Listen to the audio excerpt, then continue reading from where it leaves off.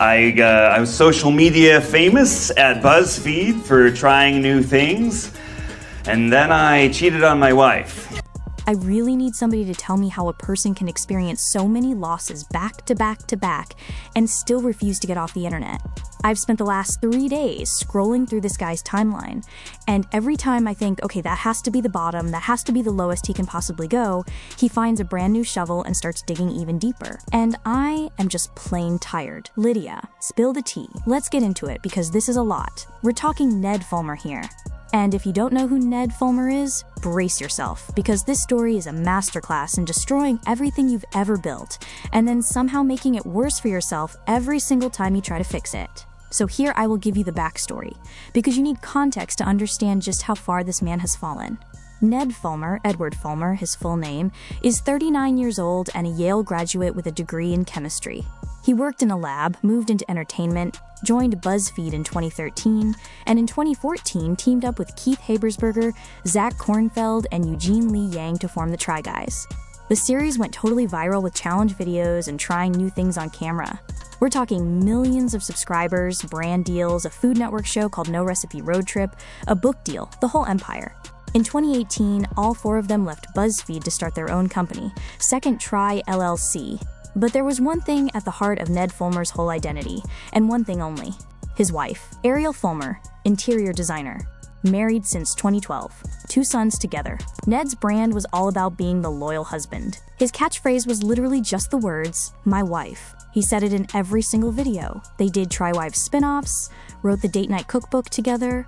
It wasn't just a personality thing with Ned Fulmer, it was a monetized identity, a trademark, a whole business model based on, and I quote, "my wife." Then, in September of 2022, the whole thing blew up. When Ned Fulmer, the ultimate wife guy, was caught cheating on his wife with a producer at his own company named Alexandria. Fans saw he was being cut out of videos and thumbnails. Reddit investigators on r/The Try Guys pieced together clues before the mainstream internet even knew. Ned and Alexandria were seen getting romantic in public at a bar in NYC, the pictures went viral, and the Try Guys released their statement. And I quote, "Ned Fulmer is no longer working with the Try Guys." Just like that, the wife guy was done. This wasn't just some celebrity caught cheating. Ned Fulmer was the man in charge. He was a part owner. Alexandria was an employee who appeared on camera for their Food Babies segments. The power dynamic in the workplace made the whole thing more ugly than a typical celebrity scandal. A boss pursuing someone who works underneath him is a whole different conversation about consent and coercion and leverage. The internet was not kind about it. This became one of the biggest online scandals of 2022. People said it was a parasocial betrayal. Memes went crazy. And it turned into a cultural case study of why the wife guy brand is based on a lie. Because if loving your wife is the only interesting thing about you, what happens when that turns out to be nonsense? Adam Levine did. John Mulaney did it. And now, Ned Fulmer joins the pantheon of men who built their entire personalities around loving their wives, and then didn't. And this is where it gets really interesting. However, after the scandal, Alexandria did something I think deserves a conversation all on its own.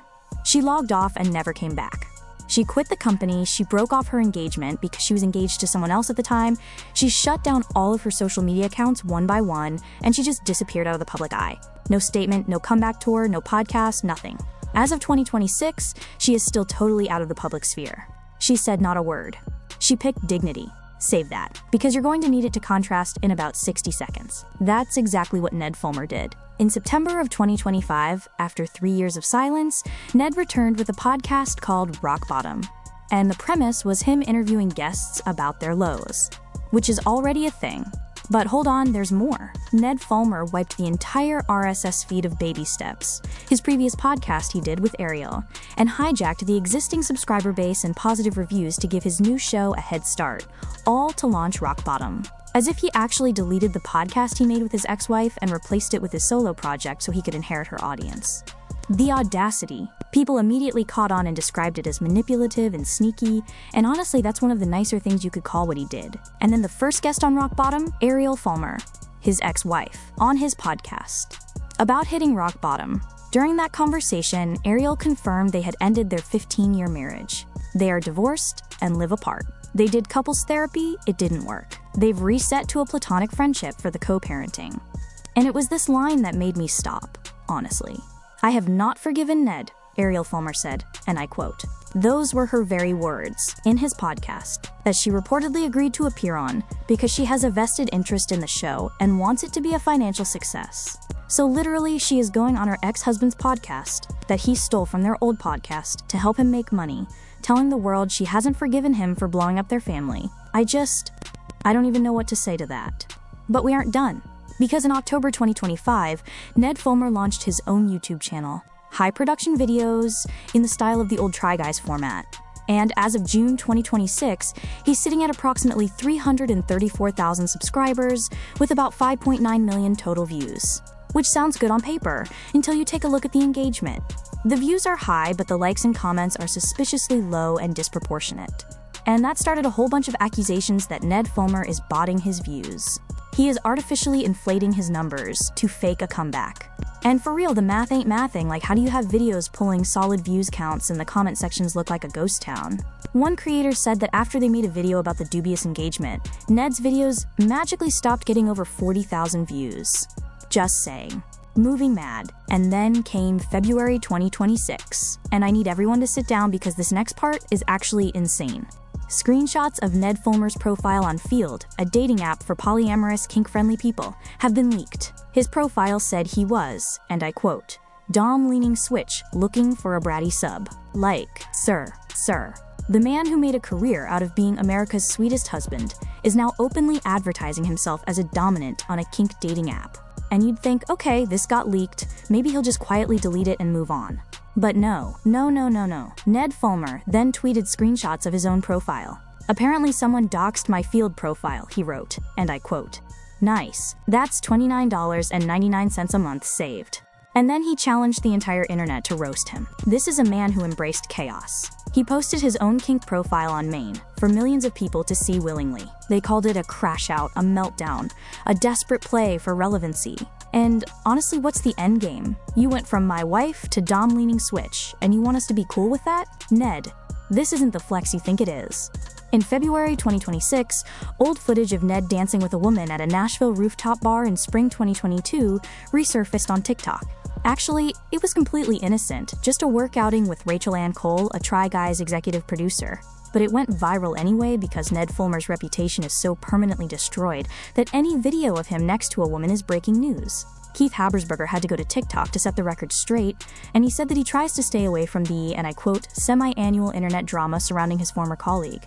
Half yearly. It was like a yearly event on Keith's calendar. That is NPC behavior from Ned. And then June 2026, VidCon. Ned Fulmer was part of a panel called Mess-Ups, Fixes, and Lessons Learned.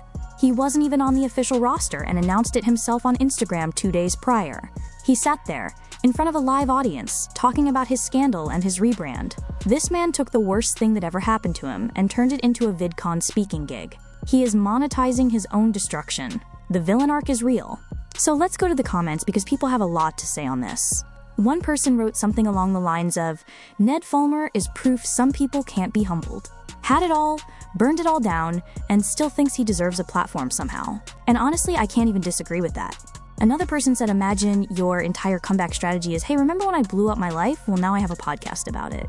And I actually had to stop when I read that because you say it like that and it sounds like it was calculated. Ariel said on his podcast that he launched by stealing her podcast subscribers. She hasn't forgiven him, and another person wrote that is the most diabolical thing they've ever seen. And, okay, but why is this person correct though? The timeline tells its own story. And then this comment literally said his Field profile is the funniest thing to ever happen on the internet, and I'm sorry, but you just have to laugh, cause this man typed "Dom-leaning switch looking for a bratty sub" and posted it with his whole chest. But there are also people defending him, so I will be fair.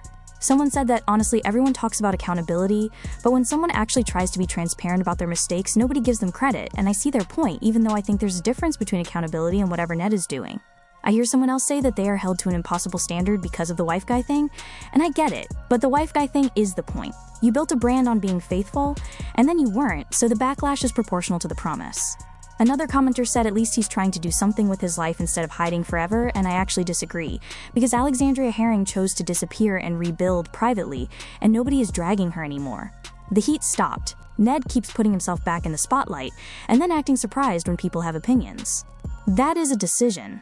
And then someone wrote he's a single dad figuring his life out in public and the internet just wants to watch him fail, and I respect that take even if Ned brings most of this on himself. Nobody forced him to put his kink profile on Twitter. Nobody. And here's the big picture. Ned Fulmer didn't just ruin his own career. He destroyed the entire Try Guys brand.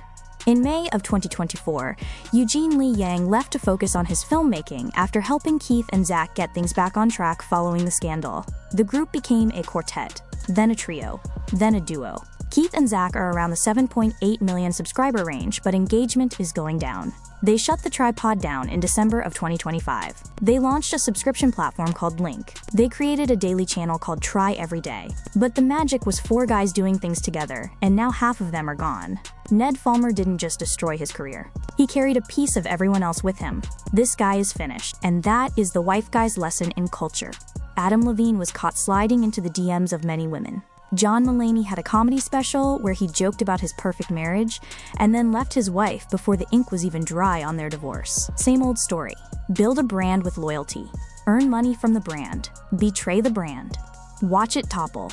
The rebrand almost never works because you lied about the very thing the audience trusted you for. Ned Fulmer is 39 years old, Yale graduate. He had a Food Network show, a best-selling book, millions of fans, and a company he co-founded. And now he has 334,000 subscribers, with suspicious engagement, a podcast that lost its audience, a VidCon panel about his own failures, a kink profile the whole internet has seen, and an ex-wife who told the world on his own show that she has not forgiven him. That's a fall. So I really want to know what y'all think. Is Ned Fulmer about to have an actual comeback? Or is he the best example of what not to do after a scandal on the internet? Will the public ever get over it, or has he passed the point of no return? Drop your thoughts in the comments below because I really want to read where y'all land on this one. We're not dropping this story. If you want more celebrity tea, leave a like on this video and subscribe to the channel. I'm out, but the tea isn't.